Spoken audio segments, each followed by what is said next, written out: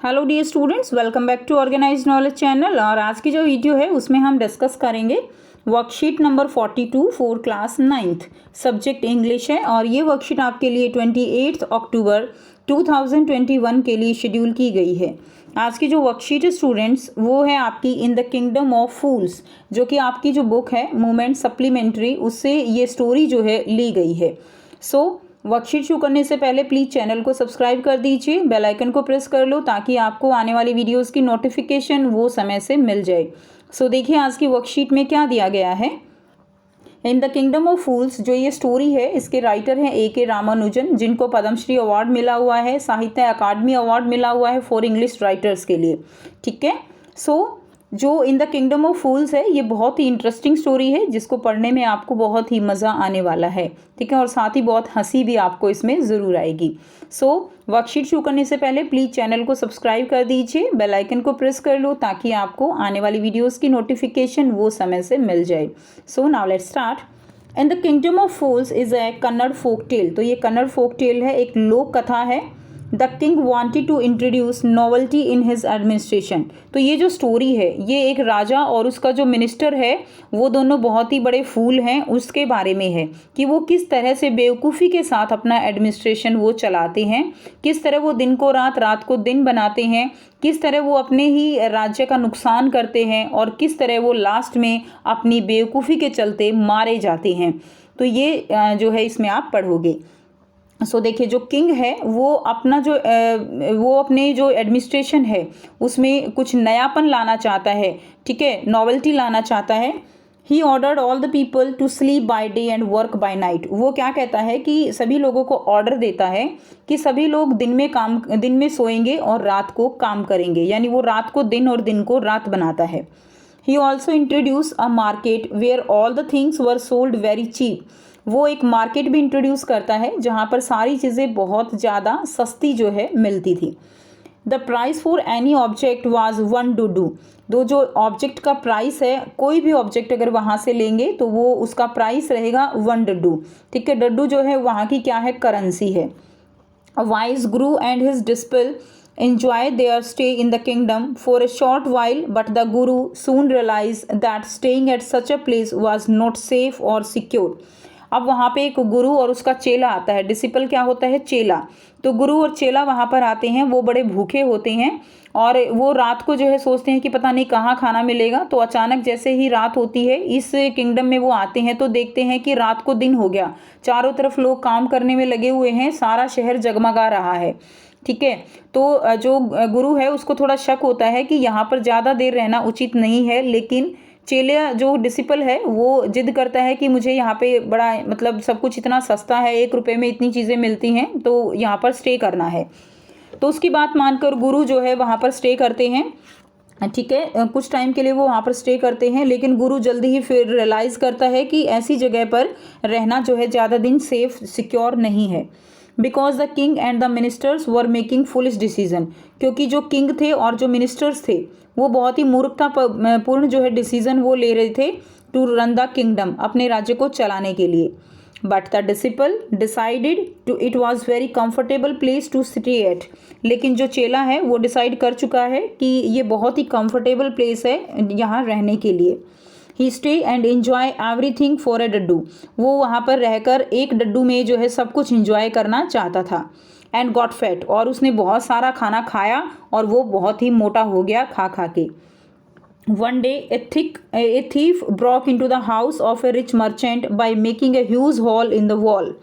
एक दिन क्या हुआ, एक चोर जो है एक बहुत ही धनी व्यापारी था, रिच मर्चेंट था, उसके घर में घुस गया। ठीक है, उसने वॉल को ब्रेक कर दिया और उसके जो है वॉल के अंदर होल बना के और उसके अंदर वो घुस जाता है एंड स्नीक इन।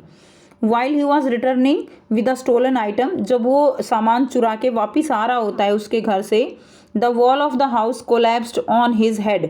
जो दीवार है वो उसके सिर पे गिर जाती है, किलिंग हिम इंस्टेंटली, और वो जो है एकदम से मर जाता है। However the thief brother approach the king. अब जो चोर का भाई था वो राजा के पास जाता है and complain to him that the house owner should be punished for not building a strong wall. ठीक है, और वो जो भाई है वो क्या कहता है कि जो रिच मर्चेंट है, धनी व्यापारी, उसको सज़ा मिलनी चाहिए क्योंकि उसने दीवार को मजबूत नहीं बनाया। ठीक है, उसके भाई की मौत जो है दीवार के गिरने से हो गई, तो उसमें उसका दोष है कि उसने दीवार को मजबूत क्यों नहीं बनाया, वो क्यों गिरी। ठीक है, एक तो बेचारे का सामान चोरी हो जाता है, ऊपर से जो है उसको पनिशमेंट भी जो है दी जाती है। उसके बाद क्या होता है, the king immediately summon the merchant to his court. अब किंग जो है वो इंस्टेंटली जो मर्चेंट है उसको समन भेज देता है कोर्ट में आने के लिए, ऑर्डर देता है। However the king and the ministers could not decide who was guilty. अब होता क्या है कि जो रिच मर्चेंट है वो कहता है कि जो मिस्त्री है उसने दीवार अच्छी नहीं बनाई तो गिल्टी वो हुआ। अब वो जो मिस्त्री होता है वो क्या करता है, वो सारा दोष एक डांसर होती है, डांसिंग गर्ल, उसके ऊपर डाल देता है कि वो ऐसी ऐसी जो है पोज बना रही थी कि मेरा ध्यान भटक रहा था। और फिर जो डांसिंग गर्ल है वो सारा दोष डाल देती है एक गोल्ड स्मिथ पर, सुनार पर डाल देती है। तो इस तरह से सब एक दूसरे के ऊपर ब्लेम करते हैं और लास्ट में मिनिस्टर जो है और जो किंग है वो यही नहीं डिसाइड कर पाते कि एक्चुअल में गिल्टी कौन है, सज़ा किसको दें। लेकिन मूर्ख दोनों इतने हैं कि उनको सज़ा किसी ना किसी को देनी है। ठीक है, they just decide someone must be punish to death. उनको बस ये है कि किसी ना किसी को सज़ा मिलनी चाहिए, जो है उसको जो है डेथ की सज़ा मिलनी चाहिए। But the size of the stake was too large. अब वो जो है क्या करते हैं, वो जो मर्चेंट है उसी को पनिशमेंट देते हैं, लेकिन जो मर्चेंट है वो बहुत ही ज़्यादा दुबला पतला सूखा आदमी है। तो जो रस्सी होती है ना, स्टेक, ठीक है, वो रस्सी जो है वो बहुत ज़्यादा बड़ी है, उसमें उसका जो गर्दन है वो फिक्स नहीं हो पाती अच्छे से। A new stake was order to process with the execution, however the merchant was extremely thin to fit the execution stake. अब जो मर्चेंट है, व्यापारी, वो बहुत ही दुबला पतला है, रस्सी में फिट नहीं हो पाता। So the king order to search for a fat man to fit the stake. अब जो किंग है वो ऑर्डर देता है कि किसी भी मोटे आदमी को लाया जाए, इस रस्सी में फिट हो जाए, उसको लटका देंगे। अब जो है जान खतरे में किसकी आ जाती है, बेचारे चेले की। The king man search the entire kingdom. अब जो किंग के आदमी हैं वो सारे किंगडम को सर्च करते हैं। And found the disciple as an ideal fit for the stake. और जो डिसिपल है, ठीक है, जो चेला है, उसको एकदम रस्सी के लिए, फंदे के लिए एकदम फिट उसको पाते हैं। बट ही वॉज इनोसेंट, लेकिन उसने तो कुछ किया ही नहीं, लेकिन फिर भी उसको फांसी की सज़ा दे दी जाती है। He pleaded with the king not to punish him. वो जो है दया की भीख मांगता है कि उसको सज़ा ना मिले। For others deed since it was the kingdom of fool. अब ये मूर्खों का राज्य है, no one listen to him, कोई भी उसको नहीं सुनता।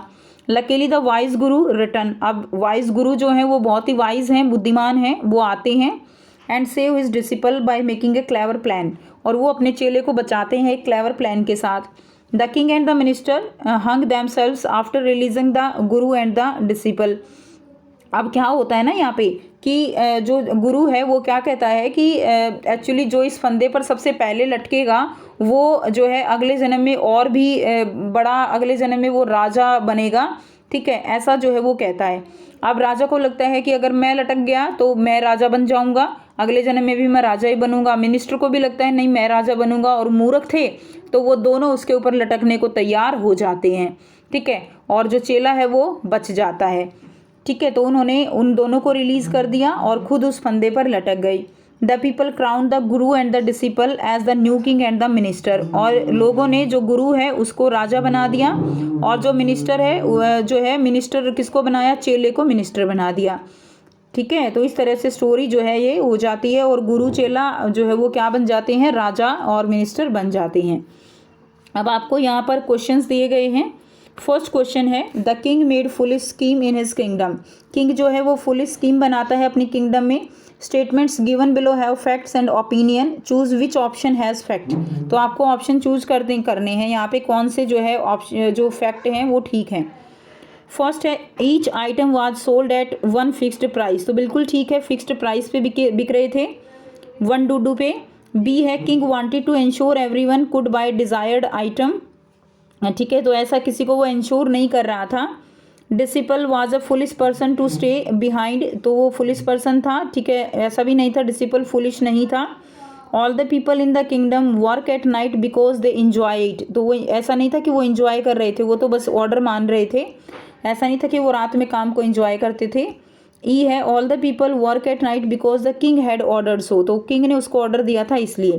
तो इसका सही आंसर आपका ए और ई हो जाएगा। तो थर्ड ऑप्शन इसका आपका राइट हो जाएगा। क्लियर है।